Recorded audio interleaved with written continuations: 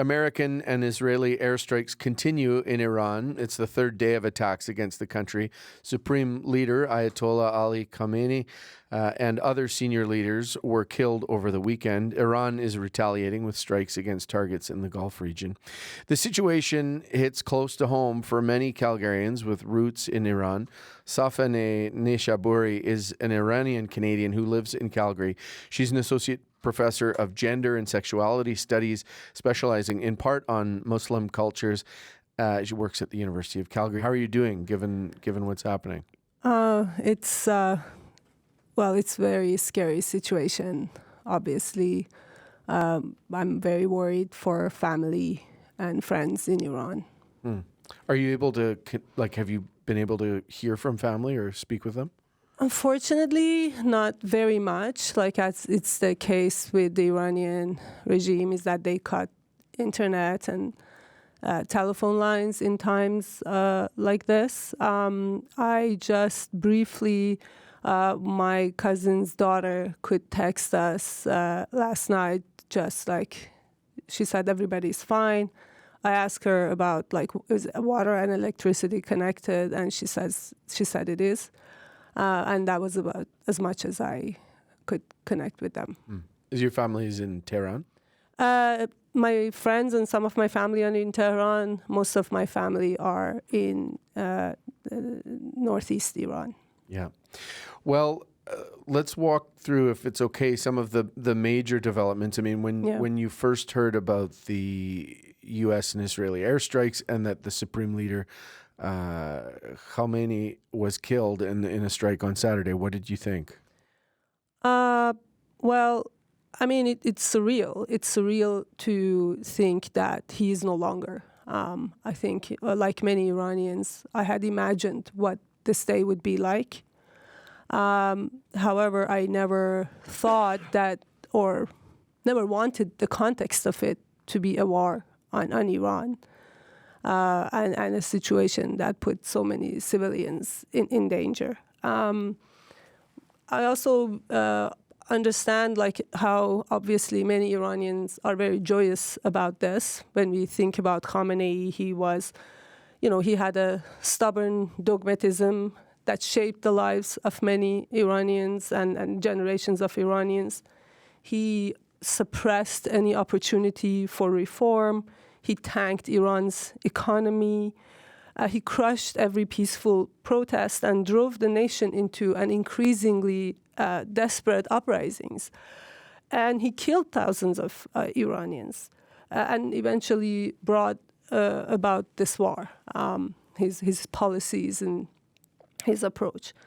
I find myself so sad over the killing of civilians and so fearful for the future of Iran and what is going to happen, that I can't upload any other emotions, emotionally and physically. I really worry about that.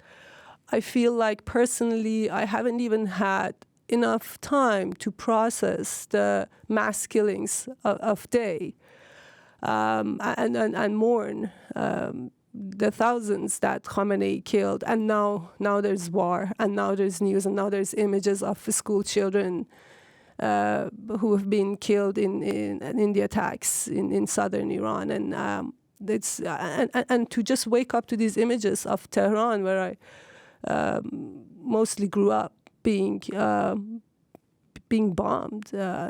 It's really. It's strange. I'm so worried and so scared. Recognizing the instability and unpredictability of the moment. I mean, the U.S. President Donald Trump has called for Iranians to rise up and take control of the government and of their fate. I'm sure you share a hope that Iranians will be self-determining and safe. Yes. But what are you watching for now?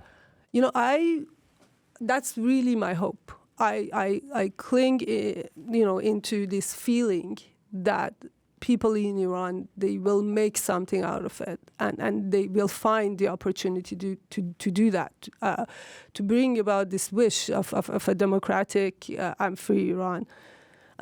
But frankly, at this moment, I'm not very sure how President Trump expects people to rise up when they're being bombed and fear for their lives, when they have to worry about the necessities of everyday life under the Israeli and American bombs.